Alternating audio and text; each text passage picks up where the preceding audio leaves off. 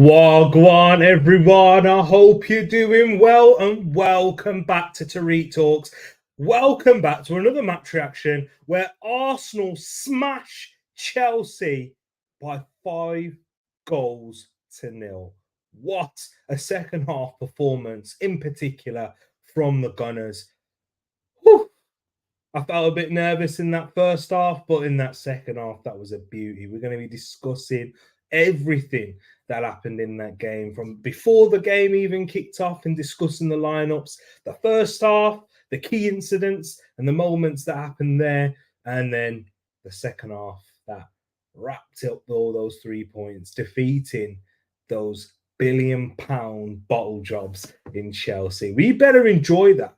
We better enjoy that because Chelsea fans have given us a lot of stick over the years, given us a lot of stick in recent weeks. In fact, I've been having loads of Chelsea fans pipe up to me talking about our failures in the Champions League after we lost to Aston Villa. They came out shamelessly and tried to mock us for our downfall, our pitfalls this season. Whilst we still have something to play for, by the way, we still have not just the little fact, the little something in the Premier League title to play for, whilst they're sitting in lowly ninth, trying to fight for a European place. You know, what they used to mock us for, us, Arsenal for, the best club in London. And they always like to bring up their Champions Leagues, don't they? But they never like to bring up the amount of league titles, FA Cups, and all those things that we've won overall in the history of the club. But we are here and we won 5-0. So we get the bragging rights. We're the ones who get to talk, and they have to eat humble pie. Because I remember when they gave us that smashing, I'm sorry to bring up bad memories, but I was so desperate for the 6th. Because I remember when they gave us that massive defeat in Arsene Wenger's 1000th game. But before I do get into the lineups and the match reaction and everything else, I want to hear what you boys and girls are saying. Big up to each and every one of you here in the chat right now. Thank you for tuning in. Thank you for watching.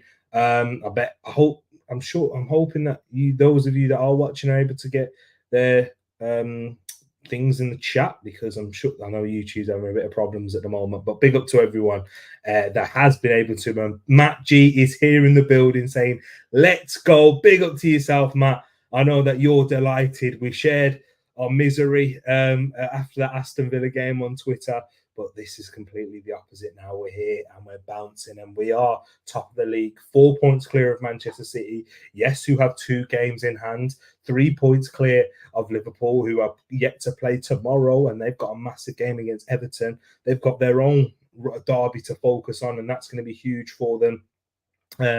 So yeah, huge win for us in this title race, because I'd rather have points on the table than the games in hand, that's for sure. Huge 3 points, as you said right there. Big up to yourself, Jordan and G, who are from the Liverpool side of things. Big up to yourself, guys. Nice seeing you here.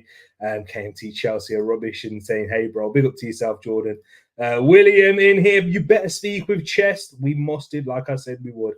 And yes, I will speak with chest. And I did speak with chest on this game, William. It was the Tottenham one that I was a bit worried about, and this has certainly eased my concerns and all those concerns about tiredness that we all spoke about. Big up to yourself, Bungle, here too. Love to see you in here. Says, well, that was fun, wasn't it? Exactly, it was. The second half was. The first half, not so much, even though we did play excellently and we were the better team in the first half. I just thought it was a bit nervier than that second. But yeah, it was fun in the end. What was there to be worried about from that first half? But big up to everyone. If you haven't done so already, please make sure you smash that like button as you are entering the stream. It does really help, and it does help support the channel, as we are a small community that we've got right here, the TTF, which stands for Tereak Talks Family, Fam, you know, those things there. What I tried to do, add a little spin on things. And I'd like to hear your thoughts and feelings on this game as we go on. So yes, people, get yourself strapped in, get your popcorn ready, pausing for the strapped-in part. But yeah, you know what to do, people. Let's get into it. And we're going to start off with the lineup, as I'm hastily trying to get the Arsenal lineup for you right now, guys, so that I can try and get some visuals. I was trying to set this up and all the other things, but yeah, I'm going to get into the lineup for you right now. Whilst I'm bringing this up, in goal, we had David Raya, to be expected. Now, from this part of this, well, to be expected very early on, it was quite, it was easy to see that David Raya was going to be the Arsenal #1 goalkeeper. So that's no surprises there. With Ben White, Gabriel at Saliba, and Tomiyasu in at left back. There was I wouldn't say necessarily surprise inclusion, just because he had a knock on the weekend. He missed out. It was precautionary. It looked like, obviously, that he did pick up a knock from his first start in 2024 against Bayern Munich. But Arteta and the medical staff were cautious with him. And I think the big reason why Arteta was cautious with him is because he knows how important he is for these big games that we've got coming up against Chelsea that we had tonight and against Tottenham on Sunday. So yeah, I think he wanted to make sure he was fit and ready for that. That's why Tomiyasu missed on the weekend, and here it is. You guys should be able to see it now. So with Declan Rice and Thomas Partey in the midfield, this is the one that I was most excited about. I didn't think that he'd bring Thomas Partey in just because of what we're seeing from other games earlier on. The past few games, he's been reluctant to bring Thomas Partey into the fold from the start. He only made his first start since August or September, I believe, against Luton, which was a few games ago now, 4 or 5 games ago.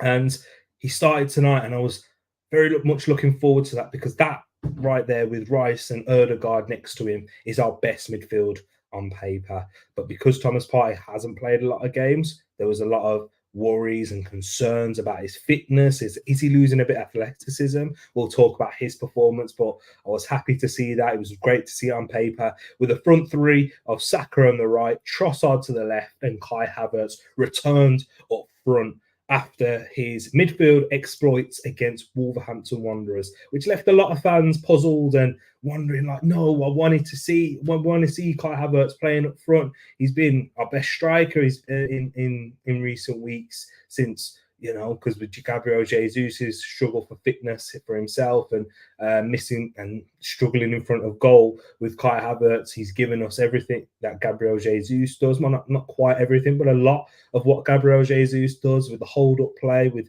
the dropping in deep, vacating space, and also giving us the goals as well this season, even though he's not the most prolific of finishers. But yeah, it was a very strong lineup. I was delighted with it. I tweeted on Twitter, and you can check me out, guys, at Tereak Talks, as simple as that.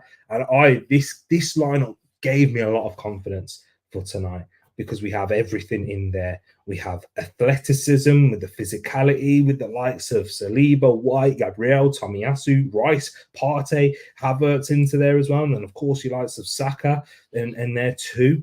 You've got the technical brilliance that those players do bring, because you don't play and you're not top of the league and play and being considered as one of the best teams in Europe, performing teams in Europe, without technical quality for those big guys. But the real magicians with the ball at their feet in Martin Odegaard, Leandro Trossard, Partey, even with his elegant Saliba again, like a Rolls Royce, and Ben White, just so cool, calm, composed. We've got all of that. We've got the perfect balance. And then if we need to bring players off the bench and try and change the game state, we've got the injection of speed from Martinelli. We've got the aggression and technical ability and the goal threat from the likes of Jesus in there too. We've got the controlled possession if we need to get more control, and in the likes of Jorginho. We've got the physicality in defence that we can bring on with Kivior. And then we've also got, again, I know he's not everyone's favourite cup of tea right now, but in Zinchenko, he gives us that personality on the pitch, that technical ability, and able for us to press on if we need to go and score a goal. So I was very happy to see that lineup with that substitute bench for tonight and for that game. And guys, it didn't disappoint, did it? Let's be real. Let's be quite honest. That lineup didn't disappoint. In the first half, we started like a house on fire with Leandro Trossard finishing from the near post. Arsenal worked it well. I'm going to be watching the game. I'm going to watch him back so that I can really, whilst I'm here chatting with you guys, so I can really make sure I know I'm talking about, because there was a lot of goals, wasn't there, people? There was a lot of goals. So you want to make sure that you know what you're talking about. But I remember that one in particular, Trossard with an excellent finish low down near the keeper, where the commentators at the time were saying that they thought the keeper should have saved it. And yeah, he should have. In that scenario, whenever you feel like you get beaten from your near post, Georgia Petrovic, I've not really rated him that much. I know a lot of Chelsea fans have, but it was a brilliant run, a brilliant drive from Declan Rice. It was excellent again today. But that finish from Leandro Trossard got the ball rolling. After that, though, guys, we did create quite a few more chances in the game. We did have opportunities with Havertz where he passed it in this situation where he should have shot. Arsenal were just so aggressive in the counter press, and that was all started. That chance where Havertz eventually did shoot, it was Arsenal pressing them down that right hand side. Our full press, Chelsea couldn't live with it. They did get out of those on a few occasions with Nicholas Jackson as the outlet, and we'll speak about him as well, actually, because whilst we're on the topic, because Nicholas Jackson, I thought he played very well in the first half, and he was a big threat for us, but he should have been sent off early into that first half with a horror challenge on Takehiro Tomiyasu. And I did a big rant yesterday speaking about the PGMOL and the lack of accountability they want to take, and they'd rather focus on a tweet or a statement that's been released or what managers say in their post-match press conferences, rather than focus on the level and the standards of their officiating, because this is what VAR is here for. It is here to rectify these errors that the referees just might not be able to see in real time out there on the pitch, because they've got so many things to focus on. The game's moving at such speed. You've got to make that decision. You've got to be brave for Peter Banks and the VAR to say, no, I think you should have a look at that. It's a horror challenge. We've seen those decisions being given as red cards with VAR, not whilst it's like, you know, they set this high bar where it's, the referee, we don't want to get involved too much, and we won't send players off if it's very close and the referee's not giving that original decision. No, we remember that game against Tottenham, that Liverpool-Tottenham game where Curtis Jones got sent off after a VAR check. The same thing was that for that instant there where Nicholas Jackson should have been off the pitch. And Arsenal created plenty of chances in that first half to score even more. Havertz was the one, and he drew a lot of frustration out of people, I can imagine, because I know how football fans are. And I wasn't really too frustrated with him, because I actually thought up until that point, and this is where people call me crazy, I thought he was having a good game. He was a threat. He was holding up the ball well. He was playing little flicks around the corner, linking up with Trossard and Saka, vacating that space where Odegaard and Declan Rice was occupying, and then Trossard making those late runs into the box. He's got excellent timing in his runs, Leandro Trossard. But Arsenal had quite a few chances. But I will be honest as well, Chelsea were looking like a threat. We had the better chances, but Chelsea had a few half chances where they just weren't quite getting to the end of the cross. I remember there was one from Conor Gallagher where Madueke wasn't quite, I think the original cross deflected off of Takehiro Tomiyasu, but Madueke, if he'd have timed his run a little bit better and gambled on the back post, it would have worked his way. No, it didn't deflect off Tomiyasu, because Tomiyasu was defending Madueke there.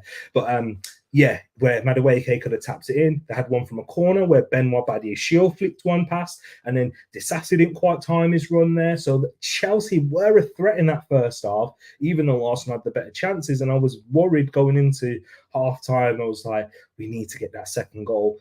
I know, unlike the Villa game, and this is where we do tend to have PTSD in those scenarios, unlike that Villa game, we took our chance early on, so we did have the lead. But if Chelsea went and scored a quick equaliser, then maybe we'd be looking back, and if it was to turn a frustrated night, and if we did fatigue and look like we was going to fatigue, like similar to how we did against Aston Villa, it was going to be a little bit of a concern.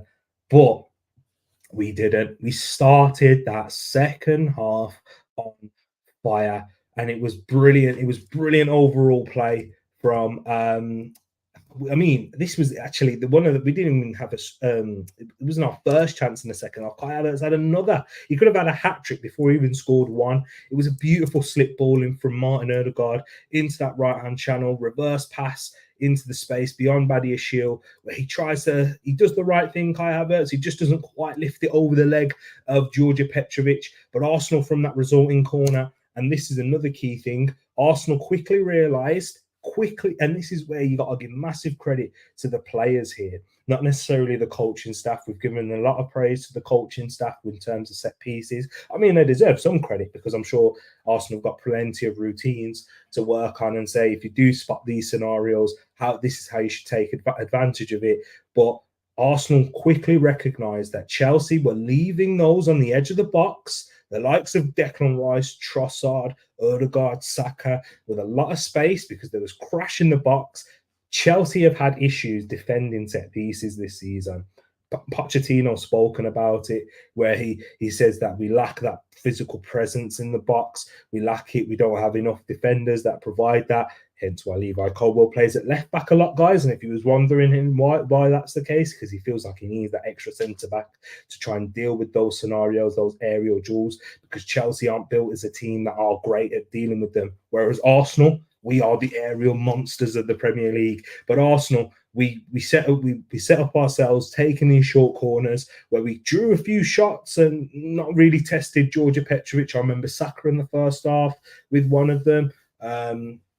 It went over the bar, and then he had another one that was just that was blocked in the end. But Arsenal worked this out here, and it was Declan Rice who took the shot, in fact, and it was just blocked. I think it was blocked by Thomas Partey or Gallagher, in fact, and it broke for Ben White, and that's where Arsenal were able to extend their lead, and that gave us that breathing room.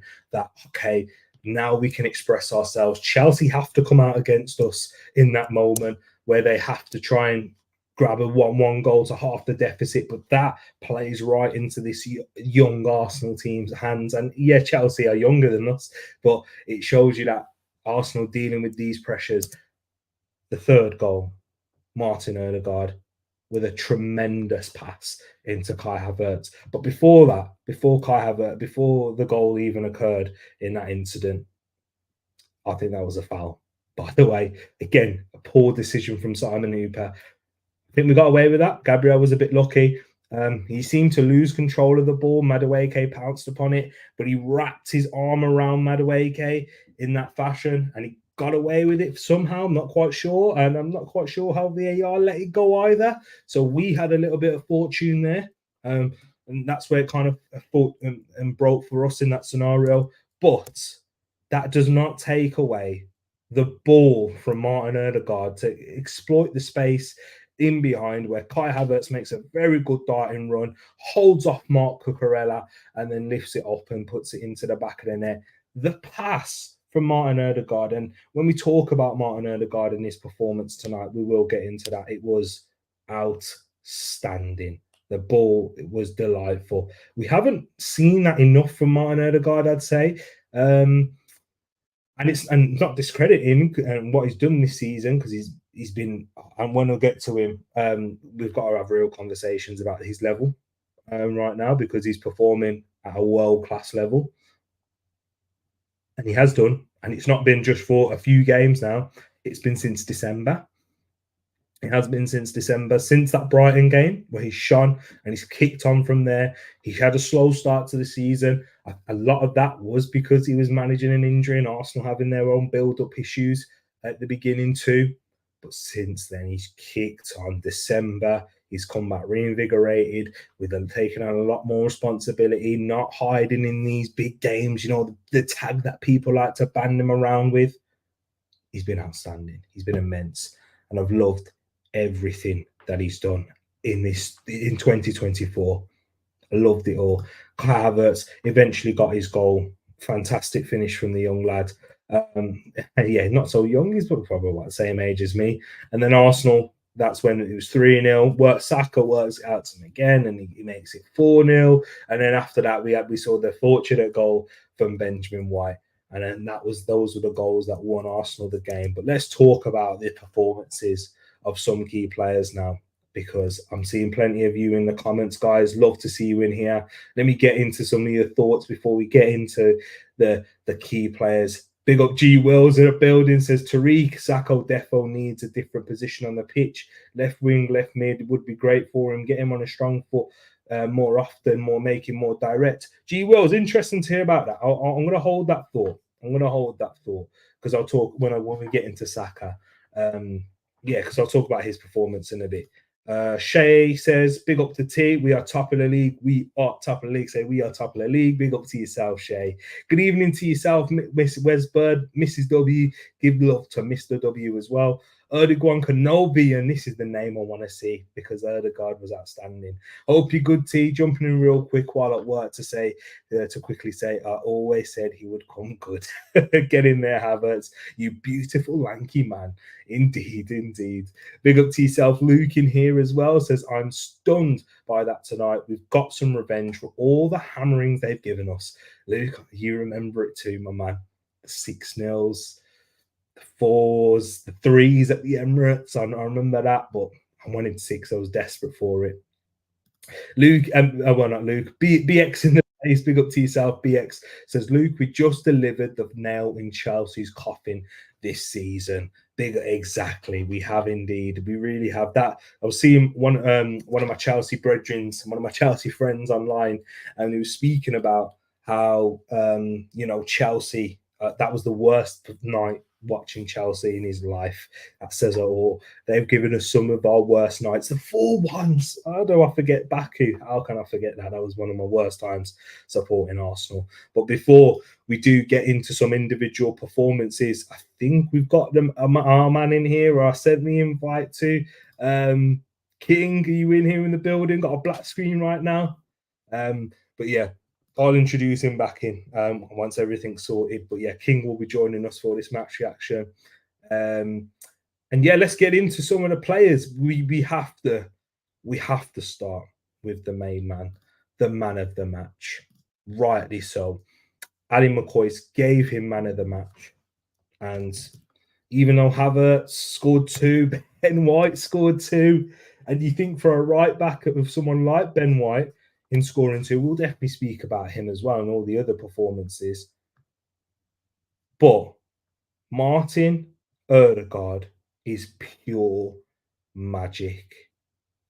On the ball, he was so silky. How many times was I watching that game and I was left in awe, jaw-dropping moments.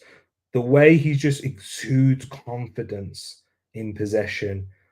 He spots passes that we can't even see from our sofa, that don't even look possible, and we've got a better vantage point. He doesn't always execute them. He didn't always execute them in this game. We saw him take some. I think one of his first passes in the beginning of the game, he tried some outside of the foot pass, didn't quite catch it right. But if it would have worked out, he would have put Trossard in earlier before he even scored his goal. I think there was another one in the second half where he tried it and it didn't quite work out with a little. But the pass for the Havertz goal, the linking up down the right, how Arsenal were just cooking Chelsea. They could not live with him.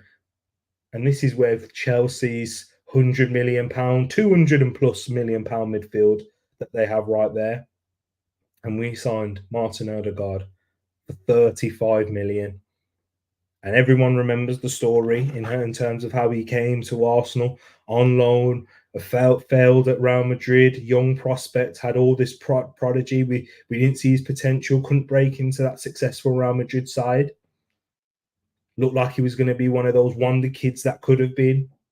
Went to Arsenal, had a decent loan. He showed it in spits and spurts, but it wasn't standing. It was nowhere near the level that we're seeing now. But it did show a lot of promise, and he looked like this could be his home. He's shown it on other loan spells like he did at Real Sociedad and Vitesse, but this is where a different level, in the Premier League level, Arsenal were struggling. We were awful at this point. We lacked creativity, and he gave us that little bit of spark. He still was a bit inconsistent at times, but then he's really kicked on from there. Arsenal, remember, waited to sign him in that summer window when fans were melting down for not signing Emi Buendia, for not spending 70 million on James Maddison. James Maddison's a brilliant creative midfielder in his own right, but sorry, not to the level of what Martin Odegaard is. And the value for money we got from Martin Odegaard, 35 million for our club captain, and people bemoan that decision because he's not someone who seems to be the most vocal, who has that sort of talismanic figure in the dressing room, but he leads by example. That's where he shows that he's a real talisman. Leads by his example, and we've seen him grow in that responsibility. He talks a lot more, communicates very well with the fans on and off the pitch. You see how he likes to G up the crowd a lot. That's important, and that's trying to raise the level, trying to raise the intensity. And you see, speaking of intensity, how he presses off the ball. He's just as good how he is on it, and that was outstanding. And this is the perfect time for me to introduce my main man, King, who is here, ready right now. My brother, love to you for coming in here. And the first thing I'm going to ask you, talk to me about that Martin Odegaard performance from your point of view. Listen, he's a world-class player. For me, Martin Odegaard is world-class. And the reason why I think he's a world-class player is because it's like him and Bernardo. On and off the ball, they are as good. When you're looking for your player to press, to lead the line, to do the hard work, to do off the ball, he's elite. On the ball, he's it. And since January, he's been playing another level. Even in games where we haven't won, he's been the shining light.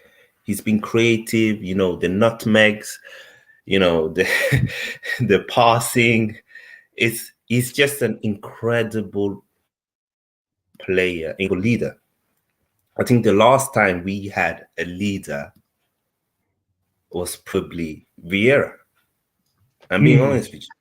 Like, for me, I love Cesc. For me, I hold him up there with your Gerrards and your Lamb.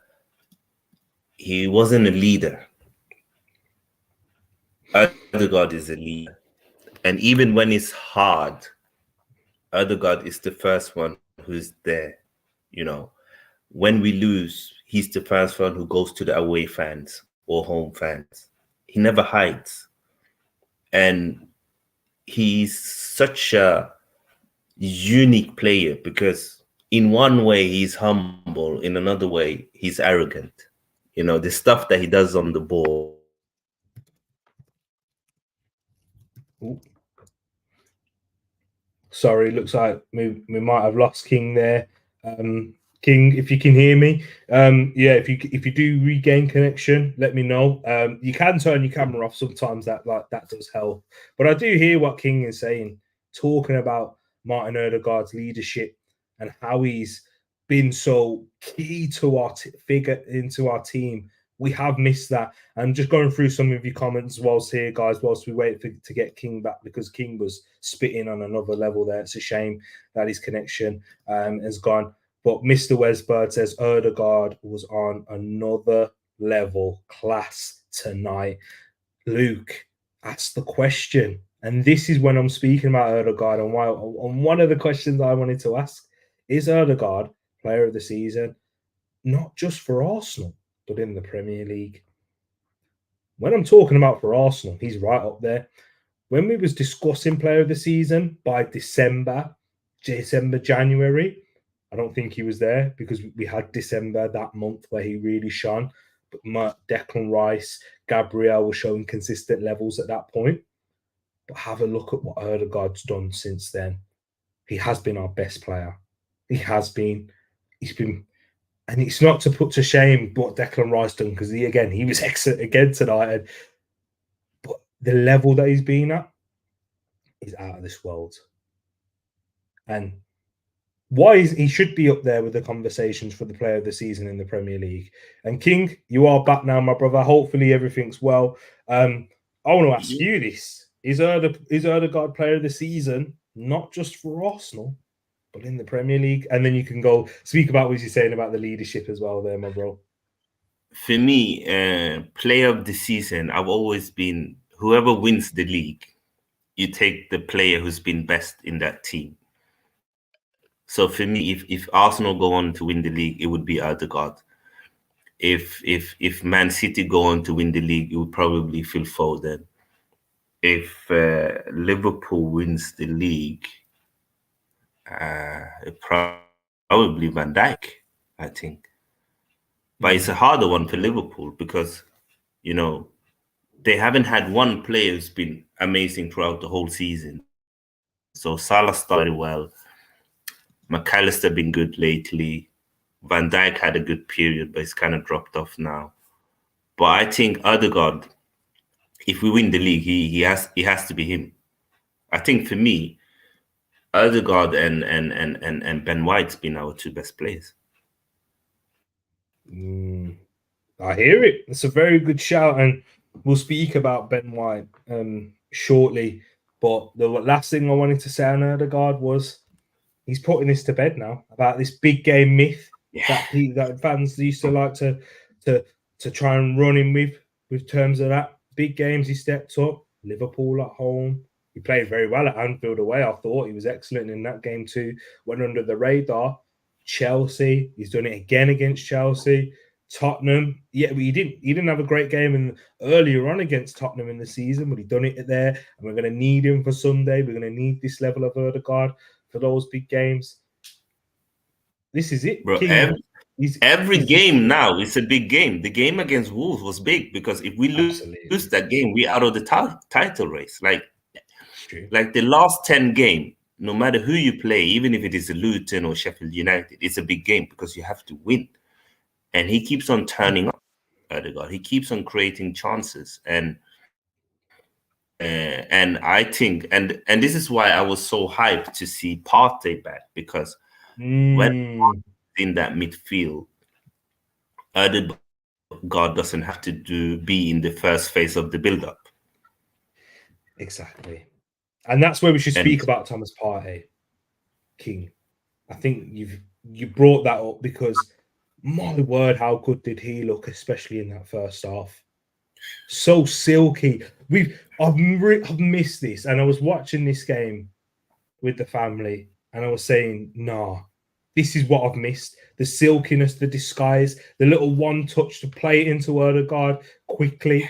I know Declan Rice is very good at a lot of things, and we saw even Declan Rice go to a new level in his performance, I thought, going forward, driving. He's again, there's going to be another whole topic of conversation. Is Declan Rice a number 6 or is he going to be a number 8? I don't want to put him in I hate when people put numbers on the back of shirts, especially when you're this good at football, because you've got so many different roles and so many different qualities. You should just use it based on what the game you've got in front of you.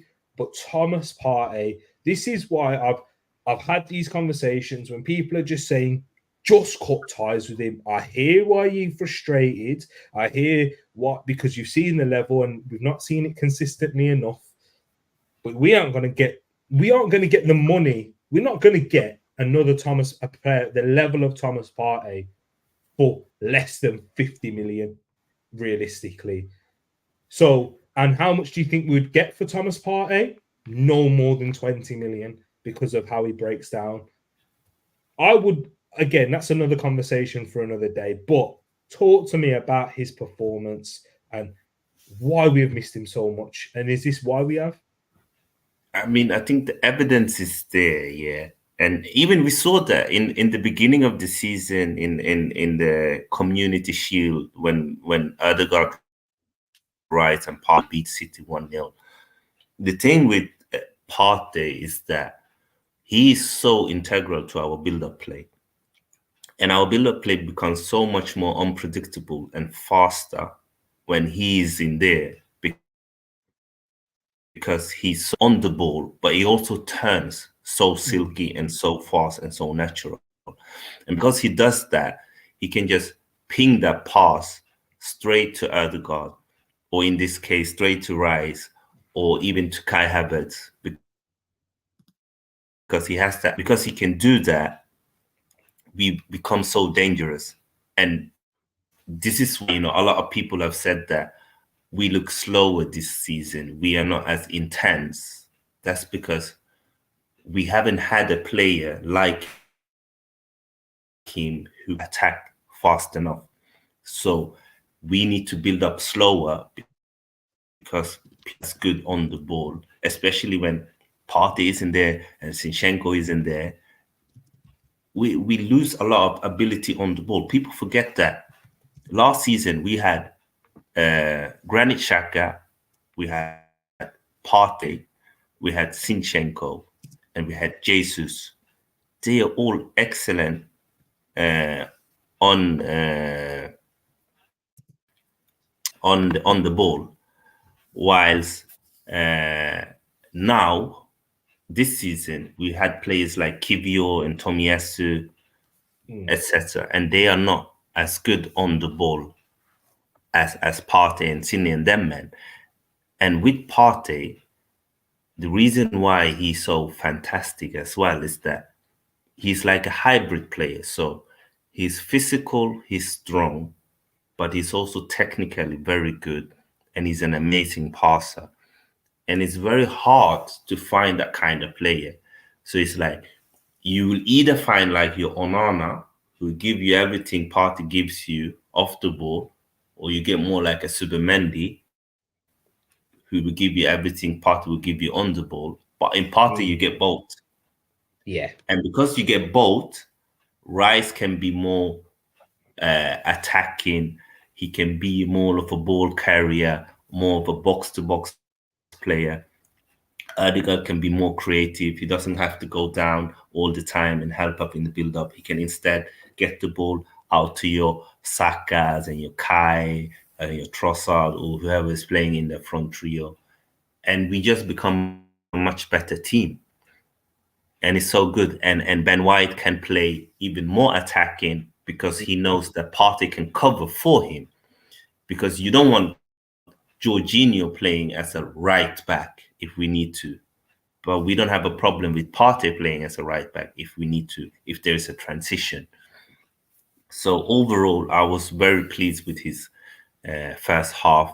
And you can tell that he's been out because he faded out a bit in the second half. But he can only get match fitness by playing. And fingers crossed, he will stay fit throughout the whole season. And I think that's the difference between us maybe dropping points and us going on to win all the remaining games, because I think he is that good. Yeah, absolutely. And you hit the nail on the head. Basically does two-man's job when we don't have him. We have to have Jorginho in there, and we have to have Declan Rice making and closer to Jorginho when those two are in the midfield. And if we do have Declan Rice, then it does press the need for us to have a Zinchenko more. And we know what Zinchenko offers us in possession, but what he also doesn't offer us from a defensive aspect. With Partey, we have that balance, which is a lot better. You saw him, and what was really getting me excited in the opening minutes was how he was being front-footed, nicking the ball off of Chelsea, creating turnovers, and that's what we've missed. I know Jorginho does do that, but you get worried with Jorginho just because if he doesn't win the ball and he does get bypassed in that scenario, he's not recovering. Whereas Partey does give you that recovery option.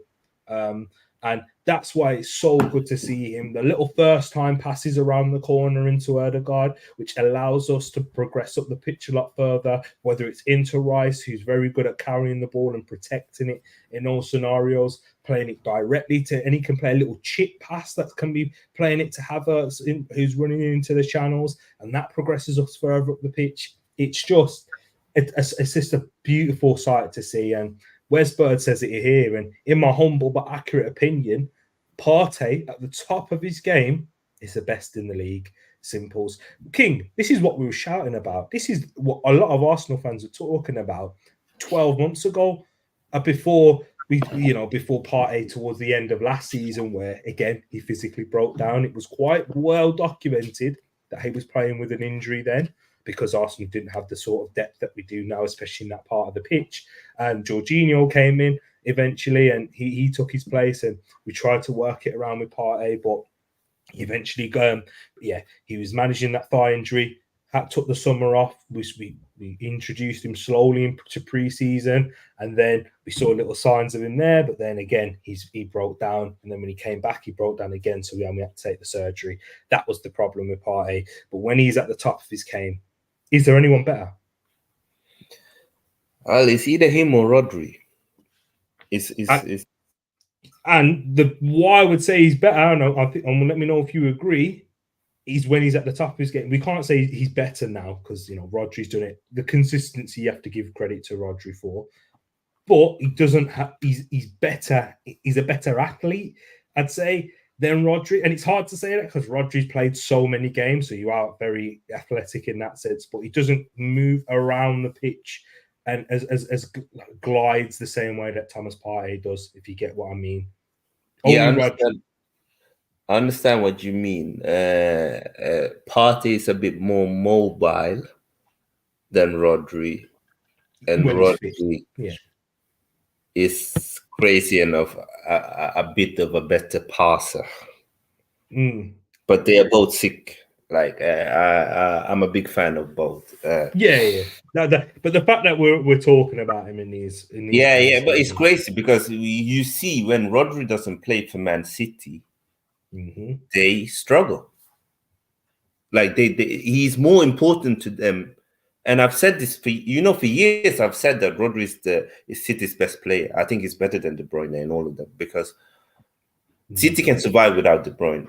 City can survive without Grealish. They can survive without Foden. They can't survive without Rodri. No, they just and we couldn't. But could we survive without Partey for a long period? That's where you got to give credit to Arteta because remember when Partey broke down, King? Yeah, struggled. Yeah, I know, and this just shows how far this team has come as well. Because last season, if we were to be without Partey for 6 months, we would not be in the title race. No. Whereas this season, we've been without him for 6-7 months, and we are up there in the title race. And we went all the way to the quarterfinal, and that just shows how good this team is. And again, we are in that scenario come the summer. Do we stay with Partey? It's true. That's a decision. We'll have to speak about at the end of the season, that's for sure. But I know a lot of people in the chat are saying Rodri. I hear that. I understand that. But I know someone who has played with both of them in Alexander Zinchenko. And who does he think's better? Yeah, he think Partey is better. And I get it. Listen, and for me, is one of them. Whoever is better, it's not by much, but they are both unicorn, fantastic. It's like it's them two, and then no one is kind of close to them. No, in terms of what they offer, Declan Rice will need to improve in his passing, and it's not to say that it's not necessarily that he can't do it. He doesn't have the technical ability. He just needs to have a bit more bravery, like that we see with Partey, that bit of disguise when he's in the possession. But it's hard to really teach that, though, isn't it, though, King? Because this is all natural and this is all like God-given talent, and why Partey was so sought after by so many fans and teams when he was at Atletico Madrid. Yeah.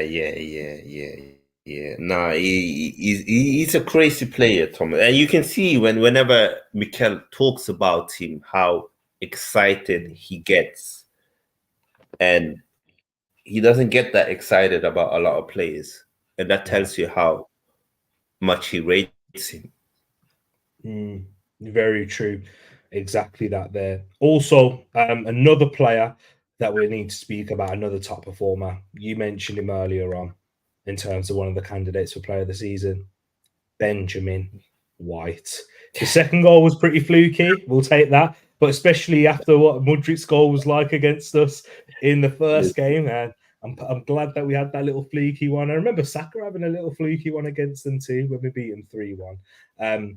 But Benjamin White, forget the goals, bro. You can talk about them too, but forget that. His level of performance, the consistency that he's shown at right back with no rest because Tomiyasu's not been able to be fit enough this season to provide that rest. Timber's not had, of course, had his big ACL injury, so we've not had that right back cover that it felt like we finally had at the beginning of the season. But he's again, we're talking about best in the league because we are top of the league, guys, so we can definitely have these types of conversations. Only Trent Alexander-Arnold on his day is better than him, in my opinion. But Ben White is the best two-way fullback in the league right now. Yeah, I will go as far as to say he's the most complete right back in the league. And the reason why I say that is that Ben White can play right centre back. He can play in a back three. He can play overlap. He can play inverted.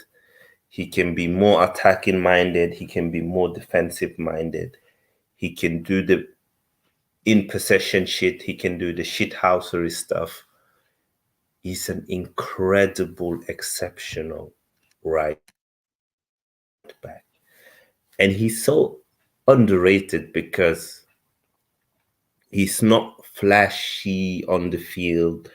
He doesn't do a lot of interviews. He's not like, he doesn't live and breathe football. And because he doesn't live and breathe football, that's not a popular opinion in the island. People want to downplay him. And I just, you know me, I love Ben. You know, I'm such a fan of him. And this is why it was so annoying to see him play with an injury because we couldn't see the best from him. But like even Ben White at 80% was still playing at a high Premier League level. It's just that we knew that he had more in him. And he's one of them after that Dubai trip when he got his rest. He's been incredible. He's up there with play of the season because week in, week out. I don't remember the last time he got skinned. Like he's just so good every week. And he's in attack, in defense, in midfield. If Kibio plays, he inverts. If Zinchenko plays, he overlaps. Today with Tomiyasu, he was just fantastic. And this is what I like to add as well on that point with Ben White. King Moss says it here. Nobody ever gets by him too much ever. His touch gets better each season. Ben White, and I think when Carlos Cuesta said it in the All or Nothing documentary, how his ability to learn and improve is out of this world, and that's why he is at such a high level that he's performing at right now. His coolness, his composure on the ball gives him a great foundation and baseline to work from that. But remember when we saw Ben White first playing at the beginning of last season, he wasn't overlapping and being a threat with his crossing or really making decisive decisions in the penalty box or near or on the edge of it, which we've seen him take that level to his game and increase that. One other area that we've seen, especially when Ben White's injured, King, is when he comes up against a 1v1 direct winger like a Rashford, and you've seen him like, why you're being a bit passive, be a bit more aggressive, braver, make them beat you. Don't let them just come inside and take the shot like we saw with Rashford's goal earlier on in the Man United game. But we don't see that anymore from Ben White. Maybe fitness is a big part of it. He's still managing that injury, by the way. So we're talking about him as if he's like, as if he's fully fit. The guy's still got heavy strapping on that knee. And there's been reports that he could have a surgery alongside Jesus at the end of the season to try and correct that. But to be able to play at such a high level through that barrier and through that pain and managing it, it just shows you that to be a top Premier League, to be one of the best in the world, you've got to overcome adversity. And he's got the mentality as well as the ability to do that. And that's why we should be giving Ben White his flowers. You said it, the best all-round fullback in the league. That's how good he is performing, guys. That right back position, he's made it his own. And he's so important to us being elite on that right-hand side. We don't see the brilliance of Odegaard, the brilliance of Saka without Ben White over there, and vice versa. Absolutely hit the nail on the head. You got anything else you want to add? I think a testimonial to how good Ben White is Ben White is so good that Arteta wants to play Timber at left back. That's how good he is. Absolutely. That's how good he is. And yeah, I'm so happy for him because he got a lot of stick when he first joined Arsenal, 50 million here and there. He's not even Brighton's best defender and all of that. Lewis Dunk is better and all of that. Yeah, I remember all of that. I remember all those conversations.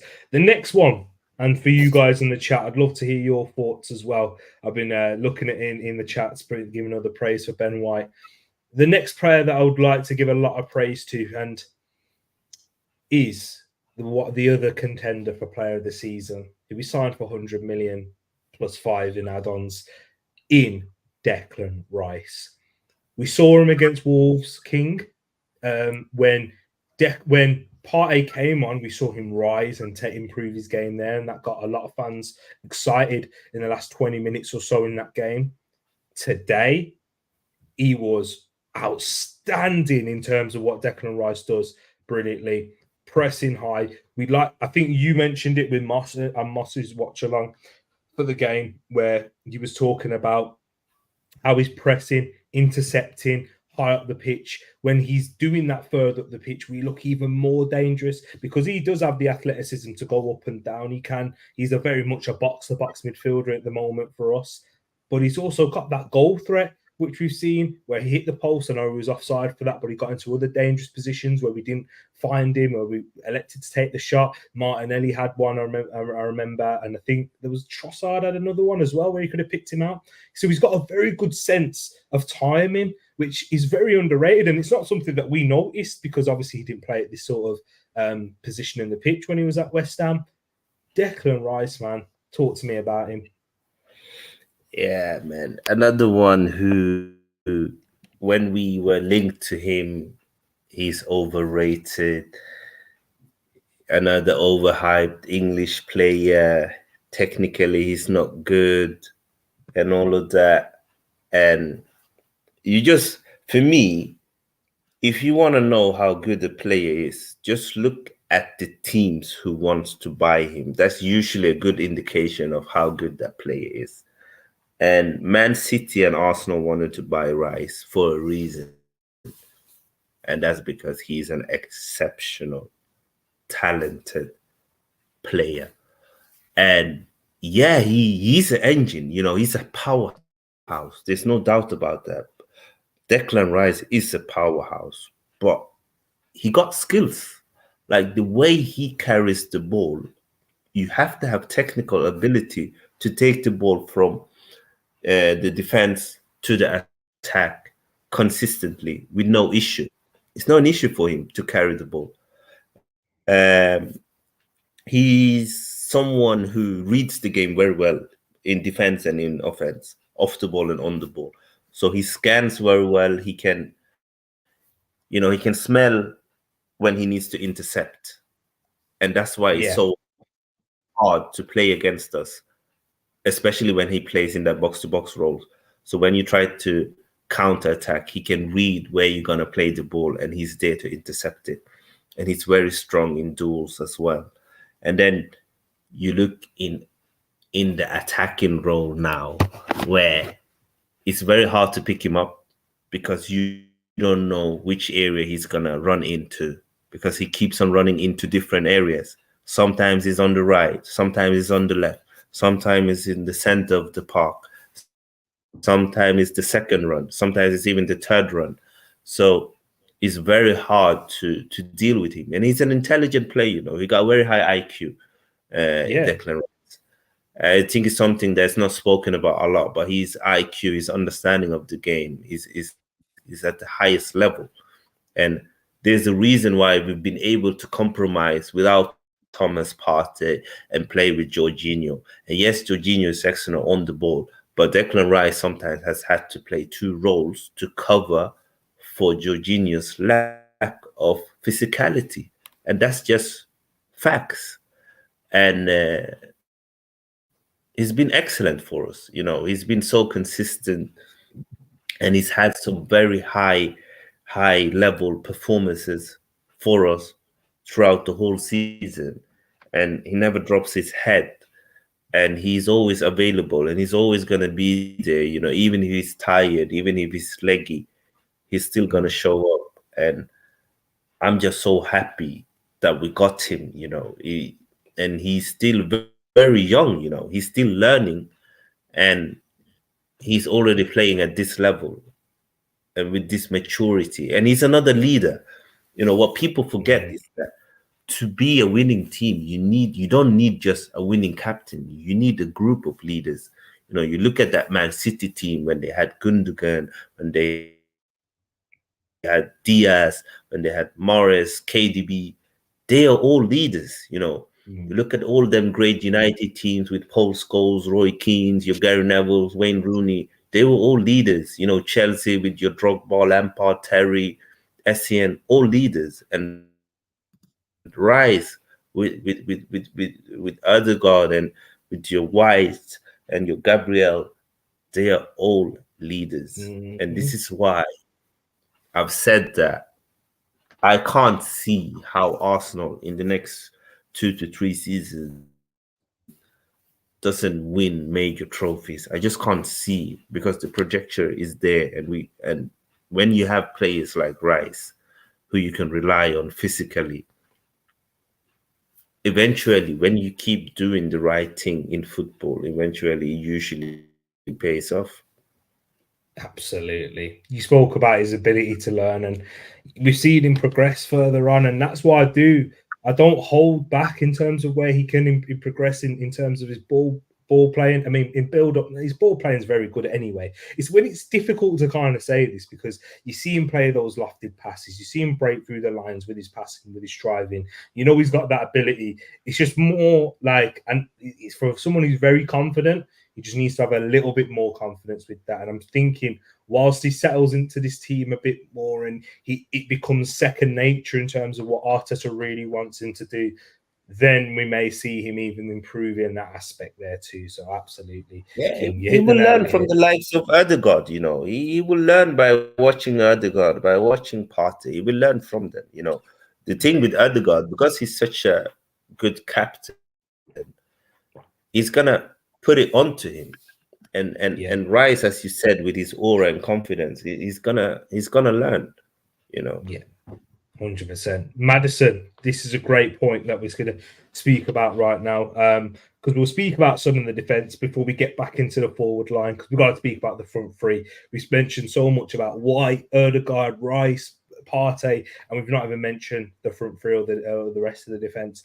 I know the defence has played a major part, but with Raya winning the Golden Glove, with the fan base split over the decision earlier in the season, so it needs to be stated. Absolutely.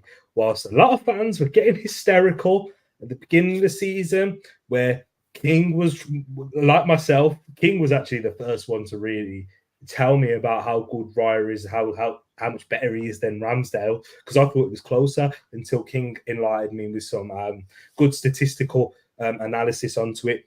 But that was a decision that Arteta took, and it was very brave.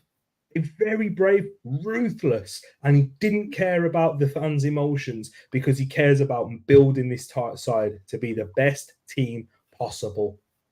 Raya doesn't make loads of saves per game, and he has, because just so much to prevent that.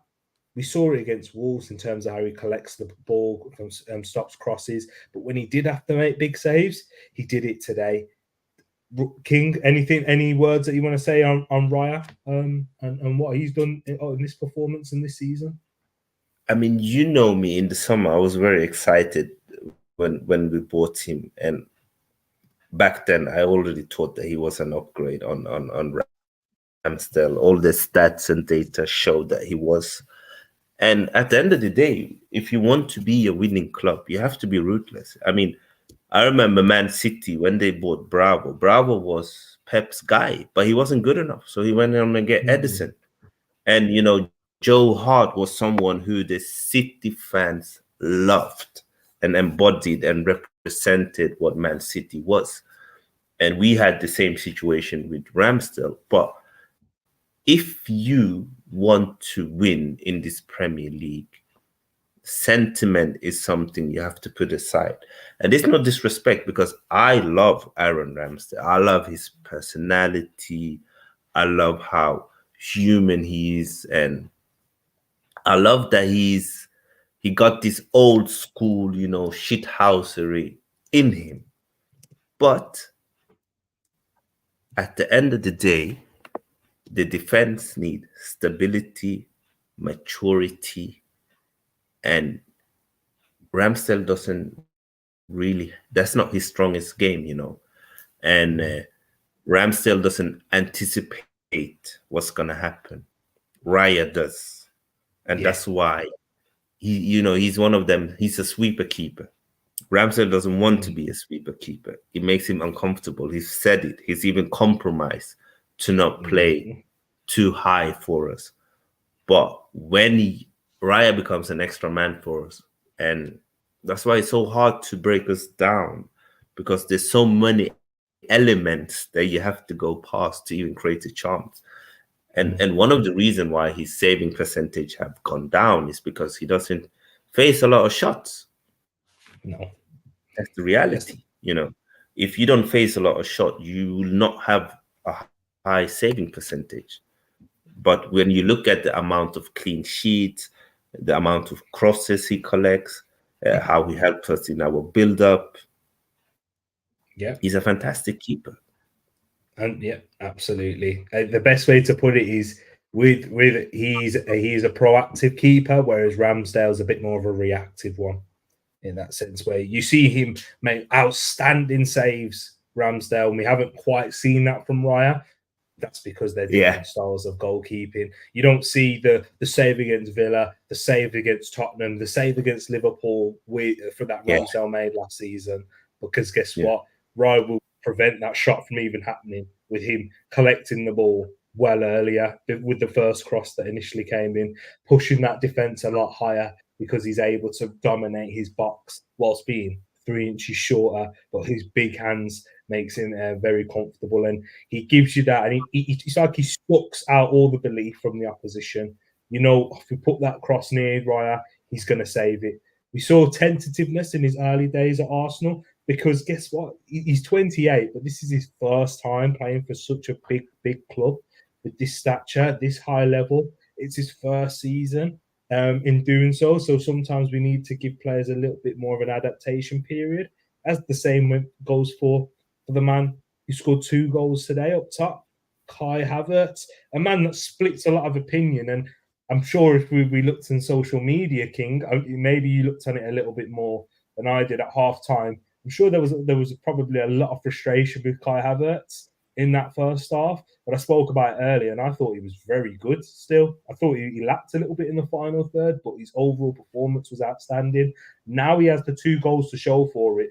I think now people will be a lot more receptive to hearing those opinions and saying, yeah, he actually did play well. He could have scored a hat-trick, could have scored more. So that means that he did have a good performance. But I don't even always look at necessarily the goals in that scenario in terms of judging the player. But what do you make of Kai Havertz scoring 2 goals against his old club, where their fans, especially, because I know you interact with a lot of Chelsea fans, were trying to give us the most stick, saying, oh, trust me, we know Havertz, he's crap, he's dog, this, that, the other. Hey, Kai Havertz. Yeah, a few weeks back, I said that Kai Havertz is a better centre forward than Højlund and then Nico Jackson. And I stand by that. And I think we saw that today again, And the thing with Kai Havertz, he's another footballer with a very high IQ. Because he reads the game exceptionally well. He times his run so good, and defenders can't stop him, because when they think that they have him, he's gone. So they can't read his movement, because it is so unpredictable, and he keeps changing them, and it confuses them. And his link-up play and his pressing, him and Odegaard, it must be a nightmare for teams to play against them because they press consistently throughout the whole game. And Kai Havertz is really worked on his link-up play and his ball carrying, and overall he's just very good. And I was saying it to Moss on the stream that if Kai Havertz becomes more clinical, he can score 20 Premier League goals because he will create and get to so many chances throughout the whole season that he will score you a lot of goals. And he's already on 11. He could probably finish on 14, 15 goals in his first season, where it's not just played up top, he's played in midfield. And he's had periods where he's not been in the first 11 at all. So, I stand by like Kai Havertz, he's 24 years old, first season at Arsenal. We got to see more. And he's also one of them players who you can rely on him, on his availability, because he's very strong. He's a PNP player. And he's one of them because he's so tall and lanky. You don't think he's fast, but he's fast. He can run, He is. He's deceptive with that. He's deceptively strong. He's deceptively quick. That's why I think a lot of people, they just can't really understand Kai Havertz in terms of what he offers to the team. And they don't necessarily see his importance, because what do football fans like the most, guys? We like players that make you go, wow, when the ball's at their feet. So we like to see things that are obvious.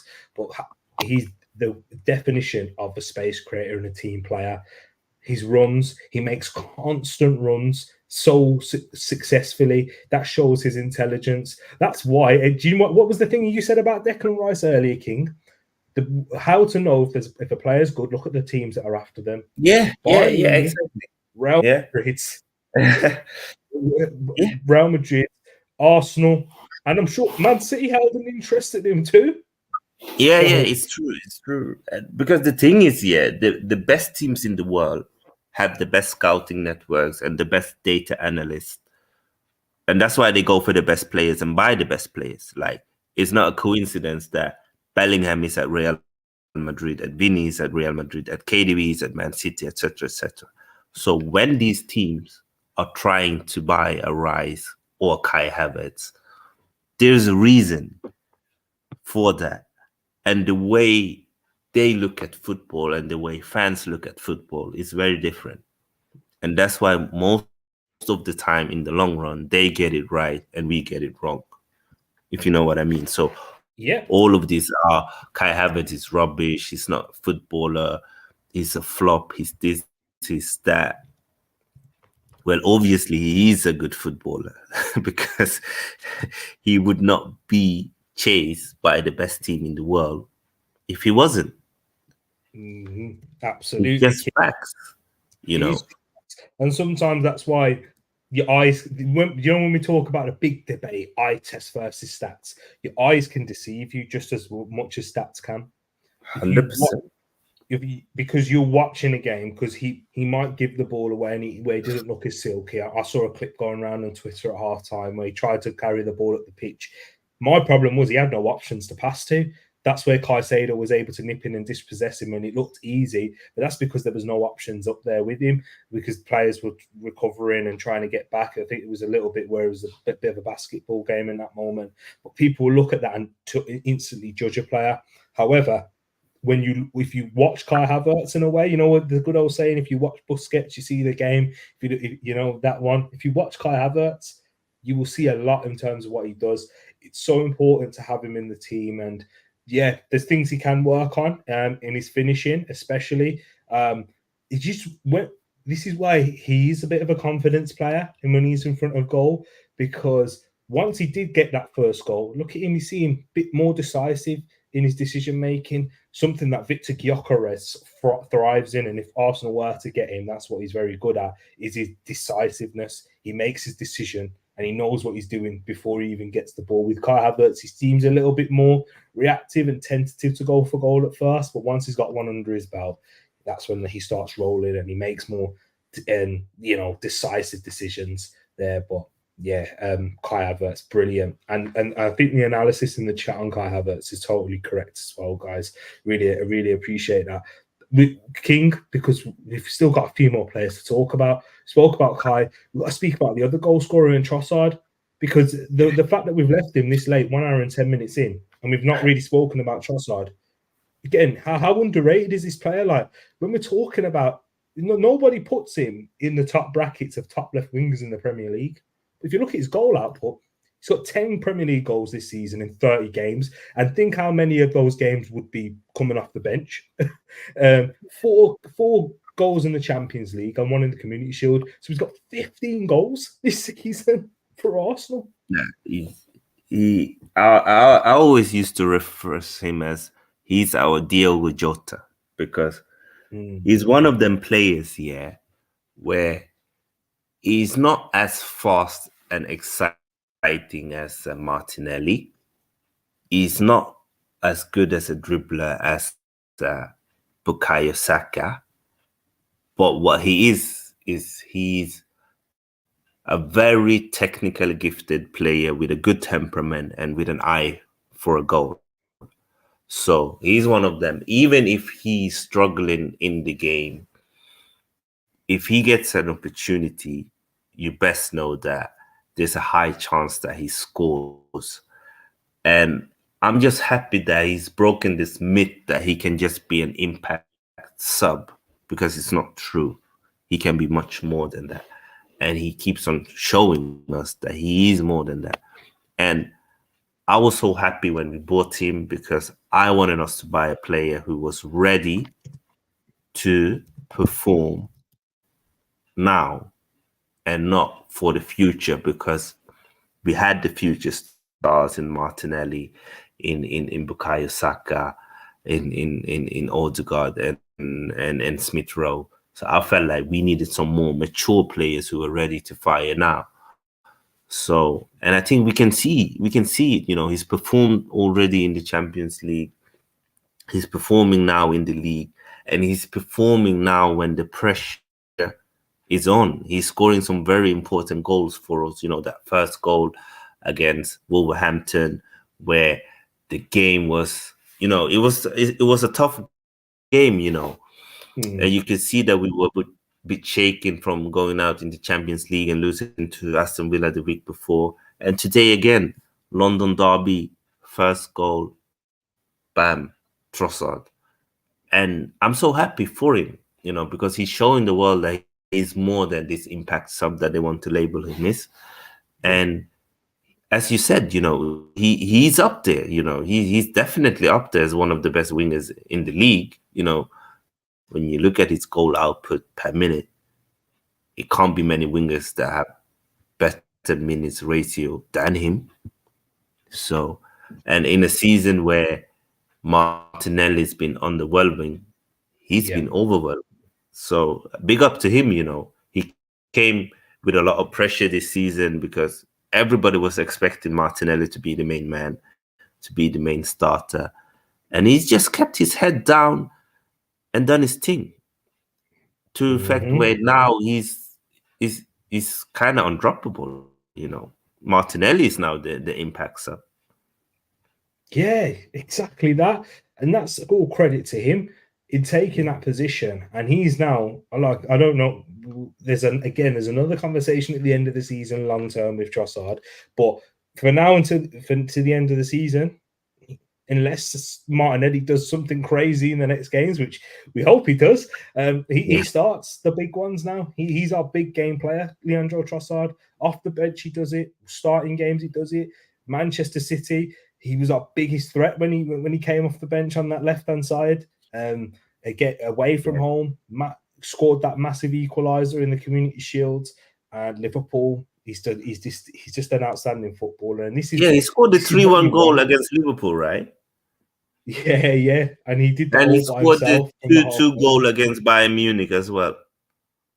Yeah, and the goal against Porto. Oh my days! He scored the goal against Porto, and this is what I'm saying. He scored some big goals for us. Exactly. So with Trossard, man, like, this is what he's the example. He's the perfect player that Arteta will be holding up in that dressing room.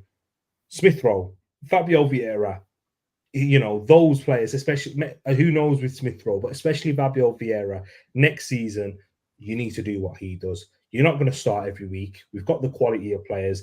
Look, if you was to say to us 12 months ago, when Martinelli was our best performer at this point in the season, when we were when Saka's legs were shot, Partey was kind of fading away a little bit. Odegaard wasn't able to have as much influence on the game because Ben White was physically shot at that point too. That Trossard, you're coming in and you're going to take over Martinelli. No one would have believed you. No. It's more of a credit for Trossard than a disservice to Martinelli, because yes, Martinelli hasn't performed to the level this season as he did last, but he's got credit in the bank to do so. He still would be starting and being a major threat in these types of games. But sorry, Trossard's the one who's been better form right now, and that's a position that again we'll have to speak about long term, because we speak about the ruthlessness with Arteta. But Trossard's the type of player that you want to have in the squad, because he can cover that left wing, he can cover that as that false nine position and offer you something different up there. And then we've seen him in moments in that left eight, whether he's looked okay at moments and then not so, but he's just a fantastic footballer. King, anything else on Trossard before we move on into the defenders, and then we'll wrap it up there? Yeah, give us a goal against the Spurs, man. That's all we're asking for. That's probably, and he's done it before at that stadium, hasn't he? For Brighton. Yeah. If he does that, he'll be at least a cult hero for us. Sure. He kind of reminds me of Sylvain Wiltord. So when Pires and Ljungberg were the main wingers, Wiltord, you could always rely on him scoring big goals for us. Yes, exactly. That is true. The goal at Old Trafford, winning us the league, the FA Cup. He's my sister's favourite player, King. Yeah, he's Alicia. He's her favourite player. Trossard. Got the name in the back of the shirt, and she used to like Lundberg for the same thing. She likes the underrated ones. Yeah, so she's got a good eye for talent in terms of that. You can see. So it's mad. It's mad because she always, like, as soon as she saw Trossard, she just like fell in love in terms of his style of play, and we don't give him enough respect. But I was so happy when we bought him. I was like, finally we're buying an attacker who's ready now. I was, me, I was so skeptical about Mudryk because other than them few games in the Champions League, it was so little data on him, because he hadn't played a lot of senior football at all. I think it was under 40 senior games he played. Yeah. 30, I think, just over 30 senior first team appearances, which is not enough for a player that's 22 at that point. 22. To go from that to the Premier League, it was a massive, massive risk. And for that, I think you pay the Trossard money for those kind of risks. So if it doesn't pay off, it's less than 30 million. You can probably sell them. But to go over 60, 70 million, I never felt like Mudryk was that talented to justify such a high fee. That was always my opinion anyway. It's not me looking hindsight. Me from day one. I was always skeptical. 100%. You was, and the records are there to prove it. He's been on the channel speaking about it, so you're right, my man. We have to talk about the defenders before we wrap up, man, because Saliba, Gabriel, Tommy. I know. I'll let you take it away. Listen, like when I saw the back line, I sent you a tweet and I was like, we're winning this. Like, I thought we were going to win 2-0, not 5-0, but I was confident of a clean sheet because when Tomiyasu plays, he's a centre back basically playing at fullback. You don't get past him, He's our best one-on-one defender, Tomiyasu. And something that's impressed me with him, he's much more comfortable on the ball now. Have you noticed that? Yeah, inverted like he's done under pressure. We saw it. I mean, last week against Bayern Munich, didn't we, King? Where he had that nice little drive in a tight space, and that shocked me. Yeah. But so he's taken on real development with that somehow, where he's not been playing. So good point. Yeah, I think he's been watching a lot of data and videos probably on Zinchenko, and they've probably told him like, listen, you have the ability to do this, and he's doing it. And I love Tomiyasu because he's so good. He's so chill. You don't hear or see a lot about him, but on the field, he's a no nonsense player. You never see him complain. He's always on it, focused, disciplined. He really got this Asian mentality where they are so disciplined, and I'm so happy that we got him. And we know that Saliba and Gabriel, they are the best pair in the league. The numbers don't lie. That partnership, they always back each other. Physically they're so strong. They're good on the ball. They read the game well. They are fast. It's crazy, and both of them are still young. So it's crazy to think that they're just gonna keep getting better. And it's a testament to the club for buying them and believing in them and being able to extend with them. The future is bright at Arsenal, and that's why when we did lose to Aston Villa, I didn't understand the meltdown that that we've lost the league, that it's over. Yeah, it wasn't warranted. It wasn't warranted, and especially because we played very well in that first half. We were just not clinical, and then in the second half we weren't good. But that can happen. It's football, But I'm so happy that we bounced back, T. Yeah, and now all of them have to calm down. One bad half. Exactly, guy. Exactly. The hysteria has gone. One bad half in the Premier League in 2024 had people, we're finished. That's it. Everything's done. It's crazy to me. It is crazy. One bad half of football, done that. But even though we had enough chances to kill that half in that situation, and nobody's talking about tiredness tonight, are they? Because of that performance. Again, outstanding. No. Before we wrap up, I've got a few, because you I don't need to add anything on the defense. You hit them on the head. You're spot on, bro. G Wills in particular has got a few couple topics that we speak about, and I'd like to hear your opinions on them, and I'll chime in too. G Will says, if Arteta can get Trossard closer to goal, and it's total destruction for opponents. Havertz is doing well, but trust me, he will take souls if we can get Trossard closer to goal. Man strikes the ball so sweet with both feet. I agree. I agree with the last part in particular. Trossard, in my opinion, is wasted out on the wing. This guy makes things happen. Get him more involved. Get him closer to goal. What would you say about that? Because I think G Wills has got a point, but I also think that in terms of how Trossard operates on the wing, he's not as much as a touchline winger as Martinelli is when he plays out there. He does have the license to roam inside, to free roam, and especially with Tomiyasu playing at left back, he's able to provide you with that bit more width, because Tomiyasu has got the athleticism to go up and down and invert when needed, and be able to recover there too. But what would you say about this, King, about G Wills' comment about Trossard?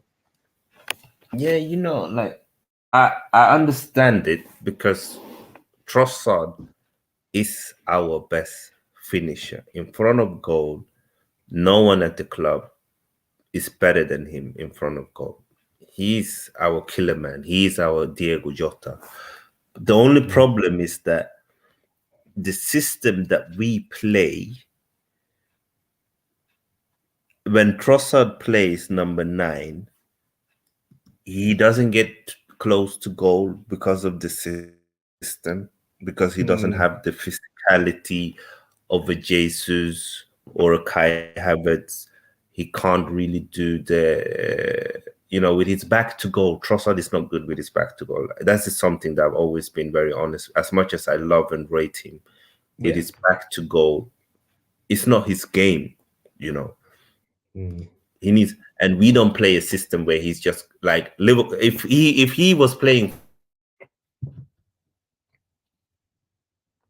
Liverpool, he would do very well in that number. Nunes, they don't have to play with their back to goal a lot. They don't play that system. They want to be in transition all the time when they attack. So they run past teams. We build up and we link up and we intercut. So it's a different system. And therefore, when he plays on the wing, he doesn't play the wing the same role Martinelli plays the wing. So when Martinelli plays the wing, he hugs the touchline. Trossard has the license to interchange, to play more central, to find space in the box, and that's why he's scoring so many goals. In an ideal world, he would be closer and therefore probably score even more goals, but it is complicated. You have to give and take. Like, no system is perfect, so you have to compromise. And I think Arteta's find a way where Trossard can play, but he doesn't have to worry about the back of the goal stuff, and that's on the wing. Absolutely. Again, bro, hit nail on the head. And then the final thing, we haven't spoken about this man tonight, but G Will says, I'll give my thoughts first, and then you can go with yours, King. It says Tereak, Saka defo needs a different position on the pitch. Left wing or left midfielder would be great for him. Get him on his strong foot more often, make him more direct. Saka tonight, I thought he was quite good in his 1v1 battle against Cucurella. He was important for us in terms of holding that width. And what G Wills is saying is, with Saka, when he is inside and when he isn't out on the touchline all the time, he is a threat. When he's on that left foot, as we saw when he had that wonderful run when he went on a couple of nutmegs and he took the shot and that was from a central position.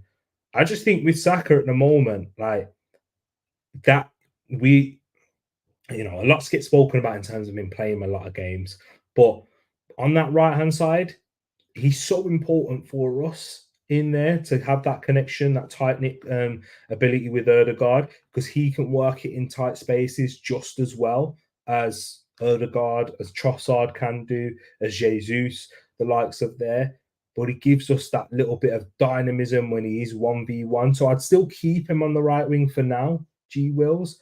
But in terms of in his future development, when he does eventually lose that little bit of speed, that little bit of sharpness, that burst, which he probably will do earlier in his career than we anticipate, G Wills, because of the amount of games that he's playing, he does have a future playing inside a little bit more, maybe where Odegaard's type of position is, where a Declan Rice is, where it is congested, because he's got the physicality to hold them off.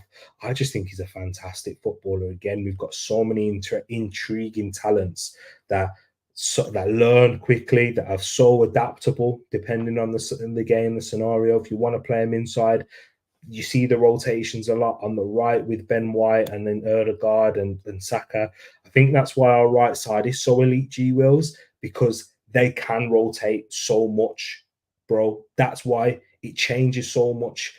Like, you'll see Odegaard out wide and Ben White in the half space at times, and then it's just hard to predict. That's why it's a nightmare for the opposition to handle it. And look where most of our goals come from.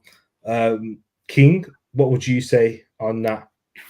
I think Saka had a very good, I think he was one of our best players in the first half. I think Cucurella was struggling against him. He was killing him many times in and out. It's just one of them things where Saka's played a lot of minutes because we've had a lot of injuries, and he's one of them where, because the manager knows that he can rely on him, he got a good connection with Odegaard and with Ben White, and we always have to chip and change on the left side.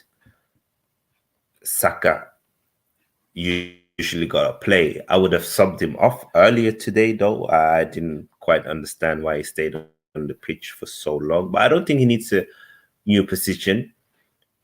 What I think is the next stage in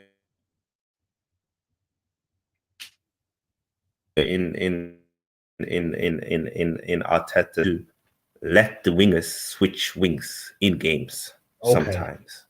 So in certain games, because we've seen Saka play left wing and he's done it very well. He can be a left winger. I do think right wing is his best position, but he can play the left wing very well. And I think in certain games, to make us more unpredictable, is to just switch wings on them. I hear it. Yeah. That's something that would be interesting to see if he does do. Maybe he does it with another winger, because we know we can trust Saka to do it on the left, because that's where he broke through. And it was only up until Smith Rowe really broke into the team. That's when Saka was moved to the right. Maybe if we bring in a Pedro Neto or King, if that is the type of signing we bring in, or Nico Williams, two wingers that are very much capable of playing on both. Pedro Neto is one of those left wingers who, he's playing at right wing now when he's fit, but he's one of those left wingers that does have a direct goal threat when he's playing on his side of the pitch. Because usually, when you have a left-footed left winger or a right-footed right winger, they're usually the ones who go on the outside all the time and don't really have much of a goal threat when they're cut inside. Pedro Neto does. Pedro Neto probably has more of a goal threat, ironically, when he plays on the left. That's when he caused us so many problems during that lockdown period. So maybe, do you think that's a possibility where if we do, because Martinelli don't really play on the right that much, and when he has done, he's not really shone in those scenarios. Garnacho, as Casey says there, he's like one of them ambidextrous wingers who plays on both sides. What do you think? Do you think that's a possibility?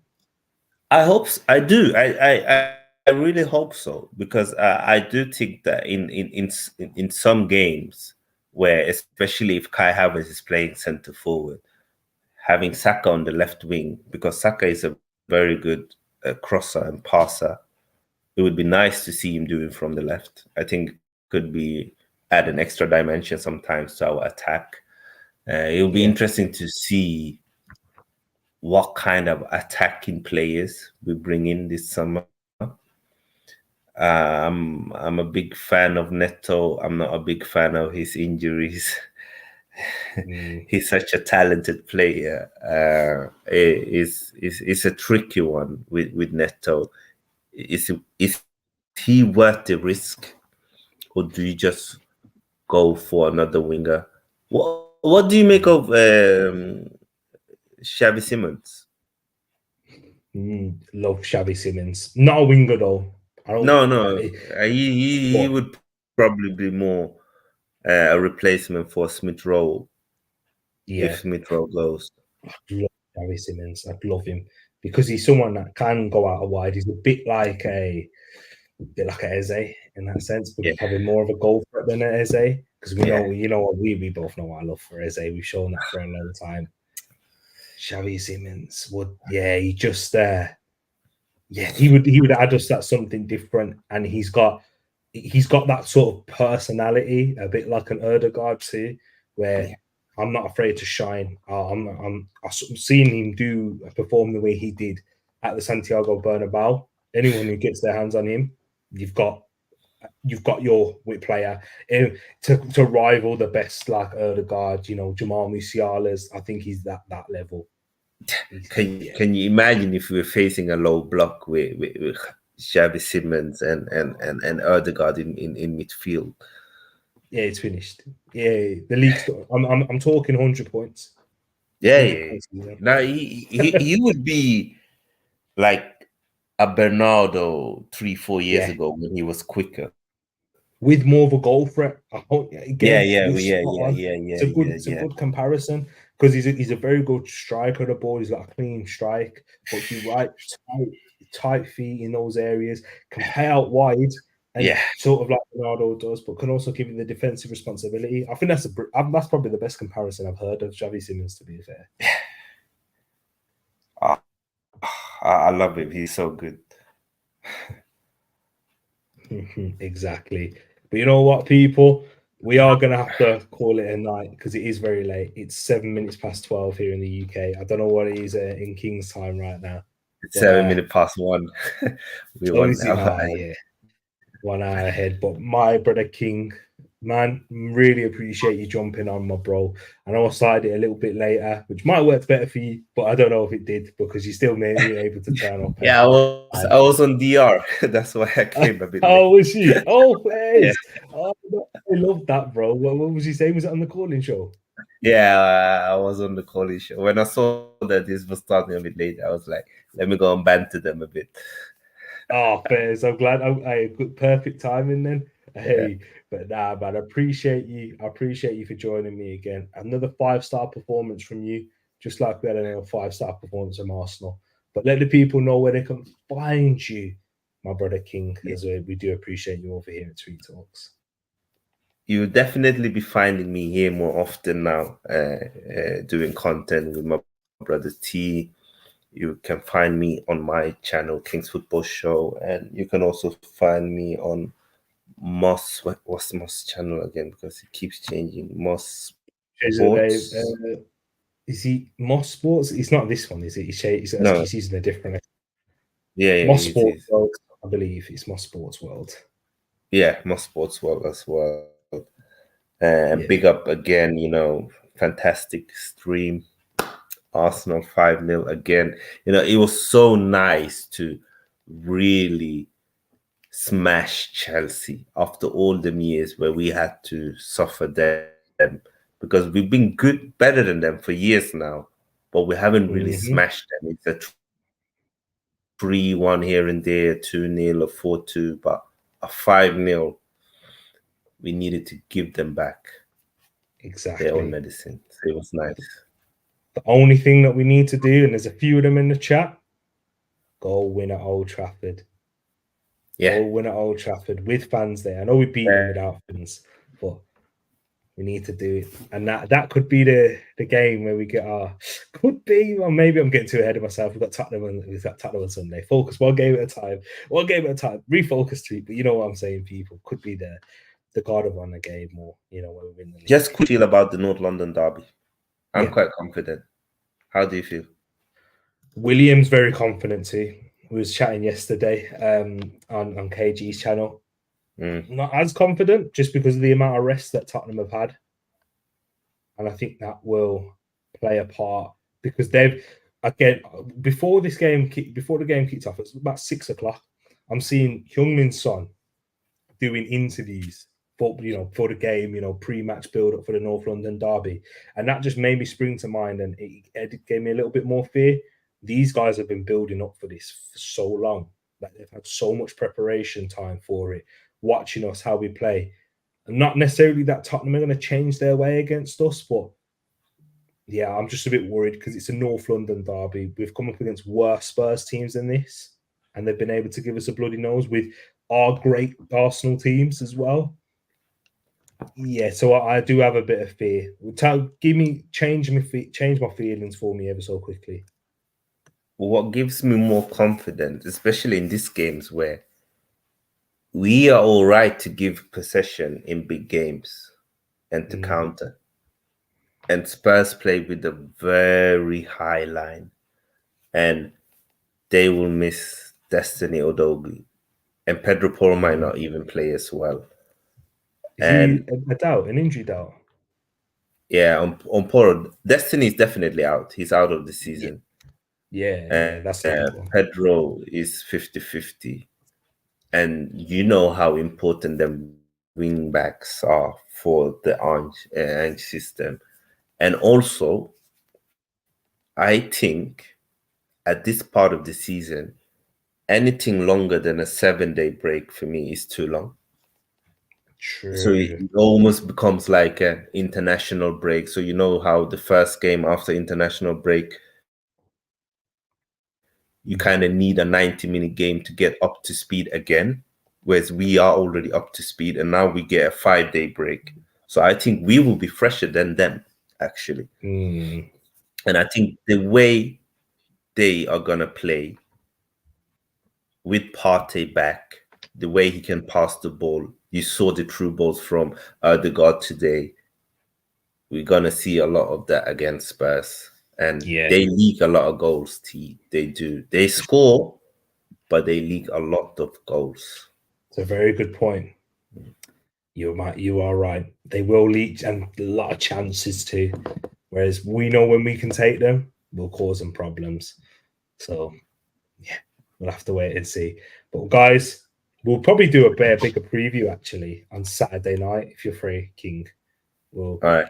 We'll have a look into that, their weaknesses, their strengths, Arsenal, who we play. I'm sure not many people will change the team that we saw tonight. To be honest, I think that's the easiest foregone conclusion, but we'll have a look into it. I will be in contact, King. But big up to everyone that's here right now. Big up to yourself, Ibby, who's just joined in as well, just as we're wrapping up. Says this is their biggest for them in their club history, especially if City somehow drop points at Brighton. Biggest game, yeah, hear you on that. Kulisevsky, the Swedish schooner. Casey says, I'll have the last laugh. Big up to everyone who was in here as well. Brush, Will was in here. G Wills, of course, my brother. Luca, Moss, I'm sure they shouted you out. Odegaard, Kanobi, the Westbirds, Jose, be at Schooner. Everyone. If I missed you out, I do apologize, people. But love to you all. Luke as well, of course. Can't forget the man himself. Really do appreciate you. We're going to wrap up now. Smash that like button if you haven't done so already. Can we get the thumbs up? Yeah, we can. And we'll be out here. Go check out King's Football Show on his channel there. But he will be here on a regular basis talking Arsenal with us, guys. So, yeah, take care, people. Good night. Arsenal smash Chelsea 5-0.